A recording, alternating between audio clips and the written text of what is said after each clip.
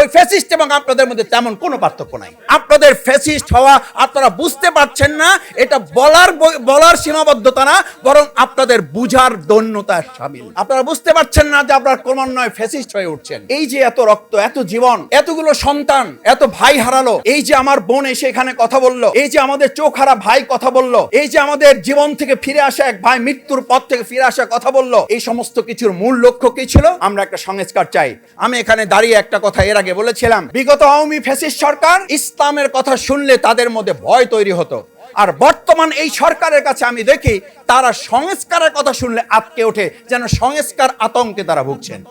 অথচ 31 দফা সংস্কার নাকি তারাই রেডি করেছেন, তারাই সংস্কারের মূল হোতা এবং সংস্কারের মূল প্রবক্তা তারা। যদি তাই হয় তাহলে সংস্কারে হাত দিয়ে আজকে ফ্যাসিস্ট সরিয়েছেন। আমরা খুব স্পষ্ট করে বলতে চাই, শুধু ফ্যাসিস্ট শাহাবুদ্দিন চুপ্পুকে সরিয়ে শেষ হবে না, বরং এই চিকিৎসা ক্ষেত্রে, সাংবাদিক ক্ষেত্রে, শিক্ষকতার ক্ষেত্রে, সচিবালয়ে সেখানে মেধা, দক্ষতা, যোগ্যতা, সততার পরিবর্তে যারা বিগত ফ্যাসিস্টের লেহন করেছেন, তাদের তোষামোদি করেছেন, তাদেরকে আবার পুনরায় বসানোর সমস্ত চক্রান্ত সম্পন্ন করে এই কাজগুলো আবার নতুন এই ফ্যাসিস্ট সরকার শুরু করেছেন।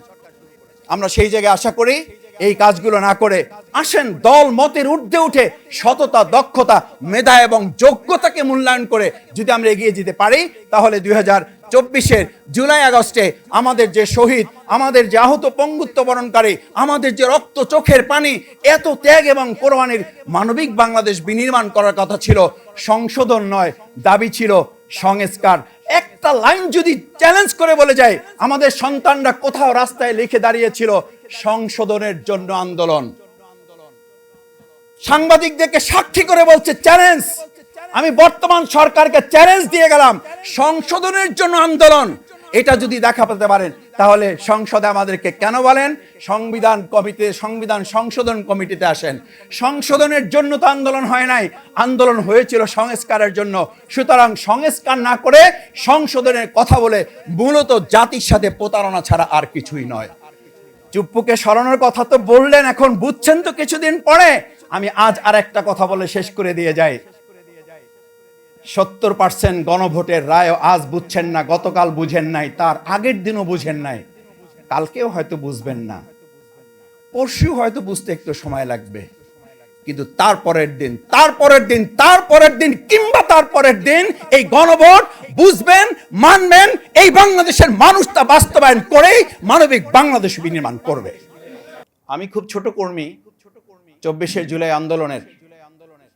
আমি এরকম চিকিৎসক, এরকম অনেক আহতদেরকে দেখেছি, এবং এই ব্যান্ডেজ পরা মাথায়, চোখে, হাতে, বুকে, গলায়, পায়ে যখন পুলিশরা দেখতো, এদেরকে দেখে তারা তাদের 100 কিংবা 1000 বন্দুকের নলকে যত ভয় করত, এক একটা ব্যান্ডেজকে তারা তার কয়েক শত কোটি গুণ তারা ভয় করত।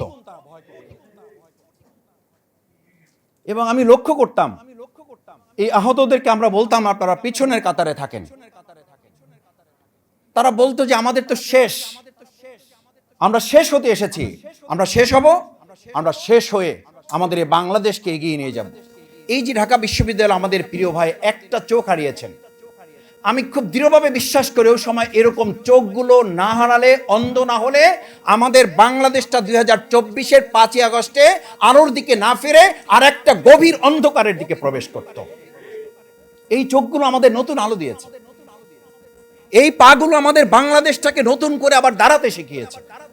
কিন্তু আফসোস কি জানেন, এই যে আজকে ডকুমেন্টারিগুলো দেখানো হয়, সরকার 2026-এর 12ই জানুয়ারি নির্বাচনের পর উচিত ছিল এই সকল ঐতিহাসিক দলিলগুলো প্রত্যেকটা সরকারি বেসরকারি হাসপাতাল এবং কলেজগুলোতে, মেডিকেল কলেজগুলোর সামনে ফটো গ্যালারি করে এই সমস্ত বীর চিকিৎসক এবং তাদের চিকিৎসা সেবাকে জাতির সামনে তুলে ধরার জন্য ব্যবস্থা গ্রহণ করা। কিন্তু আমরা তা লক্ষ্য করেছি তার বিপরীতটা। কি বিপরীত লক্ষ্য করেছি? সিটি কর্পোরেশন উদ্যোগ নিয়ে তার কর্মীদেরকে দিয়ে আমাদের সেই সময় জুলাই যোদ্ধারা যে সুন্দর সুন্দর স্লোগান দিয়ে এক একটা স্লোগানের বারুদে এই জুলাই আগস্টের অভ্যুত্থান করেছিল, সেই জুলাই আগস্টের বারুদের যে স্লোগান সেগুলোকে মুছে দিয়ে সেখানে খুবই পরিকল্পিতভাবে বাংলাদেশের কিছু ন্যাচারাল সিনারি তুলে দিয়ে এমনভাবে বোঝাতে চেয়েছে যে আমাদের সেই জুলাই যোদ্ধাদের সেই সময়ের স্লোগানের চেয়ে এখন এই সিনারিগুলো গুরুত্বপূর্ণ। এর পিছনে মূল কথা হচ্ছে তারা জুলাইয়ের সেই স্মৃতিকে ভুলিয়ে দিতে চায়। আপনারা ভুলে দিতে চান কেন? সবাই মিলেই তো ভূমিকা রেখেছেন।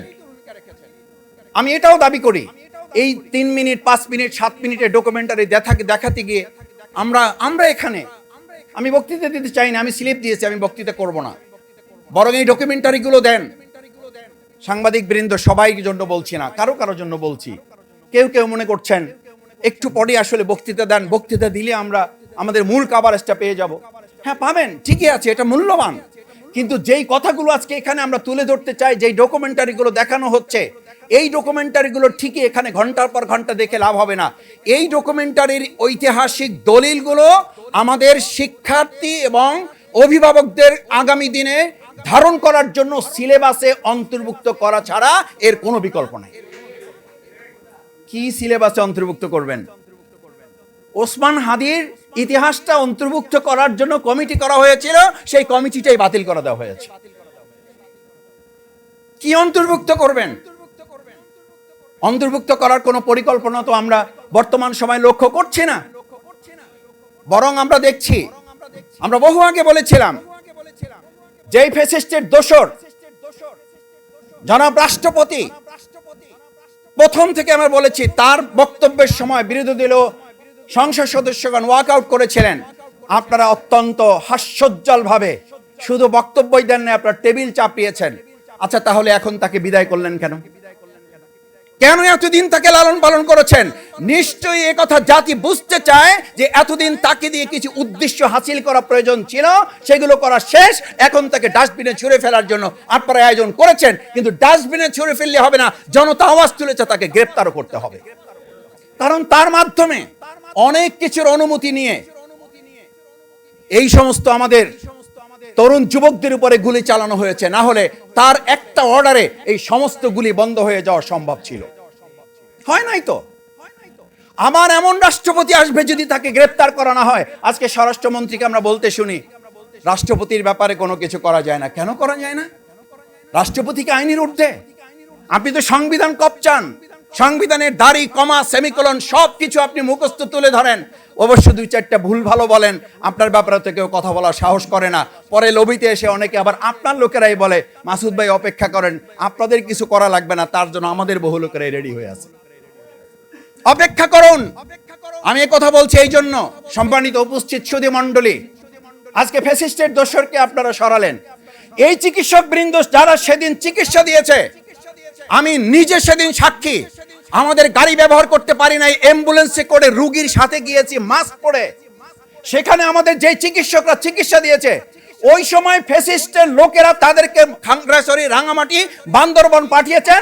আর এই বর্তমান নতুন সরকার এসে ওই একই চিকিৎসকদেরকে রাঙামাটি, বান্দরবান, খাগড়াছড়ি, পার্বত্য চট্টগ্রাম তাদেরকে আপনারা বদলি করে দিচ্ছেন। বোঝা যায় ডক্টরস ফোরামের আয়োজনে আজকের এই অত্যন্ত তাৎপর্যপূর্ণ সেমিনারের সম্মানিত সভাপতি ডাক্তার আতিয়ার রহমান,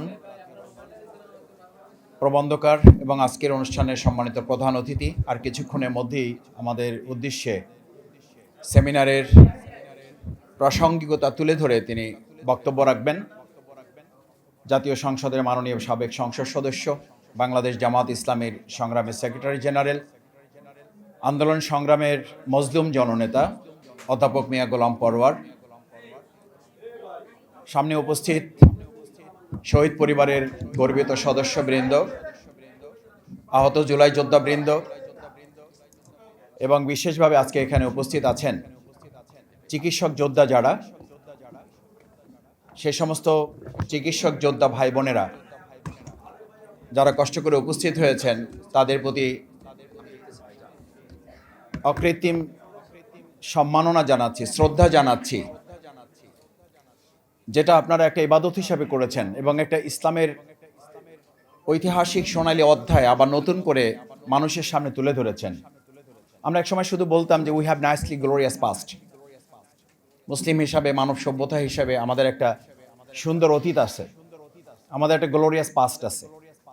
প্রিয়নবী মুহাম্মদ রাসূলুল্লাহ সাল্লাল্লাহু আলাইহি সাল্লামের যুদ্ধের সময়, অভিযানের সময় চিকিৎসক বৃন্দ শুধু না, চিকিৎসক ভাই এবং বোনেরা, মহিলা সাহাবীগণ, এমনকি হযরত আয়েশা সিদ্দিকা রাদিয়াল্লাহু তাআলা আনহার মতো সাহাবীগণ রাসূল সাল্লাল্লাহু আলাইহি সাল্লামের সহধর্মিণীরা রাসূল সাল্লাল্লাহু আলাইহি সাল্লামের সাথে যুদ্ধে অংশগ্রহণ করে আহতদের চিকিৎসা দিতেন, পানি পান করাতেন, তাদেরকে সাহস যোগাতেন।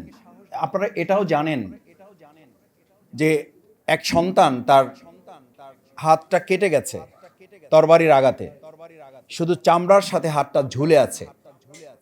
এই অবস্থায় সে তার চিকিৎসক মায়ের কাছে ফিরে এসেছে যখন, মা তখন তাকে মনে করেছিল সন্তান বলবে, বাবা তোমার আর যুদ্ধে যাওয়ার প্রয়োজন নাই, তুমি তো আহত হয়েছ, তুমি এখন বিশ্রাম গ্রহণ করো। আপনারা নিশ্চয়ই সকলে ইতিহাস জানেন। মা তখন তাকে সামান্য একটু চিকিৎসা দিয়ে বলেছিল, যদি তোমার এই এক হাতের কারণে তুমি এখন এখানে দাঁড়িয়ে যাও, তাহলে গোটা বিপ্লবটা বেহাত হয়ে যাবে। এক হাত আর গোটা বিপ্লবটা বেহাত। তোমার কাছে কোনটা গুরুত্বপূর্ণ? মা হিসাবে আমার কাছে তোমার হাতটা যত গুরুত্বপূর্ণ, তার কাছে আমার সামনে বিজয়টা অনেক বেশি গুরুত্বপূর্ণ। বাবা তুমি একটা কাজ করো, এই হাতটা তোমার পায়ের নিচে রাখো, টান দাও, ছিঁড়ে ফেলো, এটার কারণে তুমি এখন যুদ্ধ করতে পারছো না। তারপরে ছিঁড়ে ফেললো, যুদ্ধ করলো, বিজয় হলো। সম্মানিত উপস্থিতি, সেই প্রত্যাশা ব্যক্ত করে, সেই প্রত্যাশা সারথি ছিলেন এই চিকিৎসক বৃন্দ।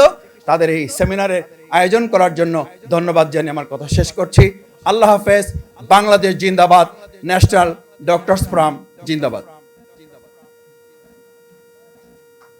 সম্মানিত উপস্থিতি, ধন্যবাদ জানাচ্ছি আমাদের আজকের অনুষ্ঠানের সম্মানিত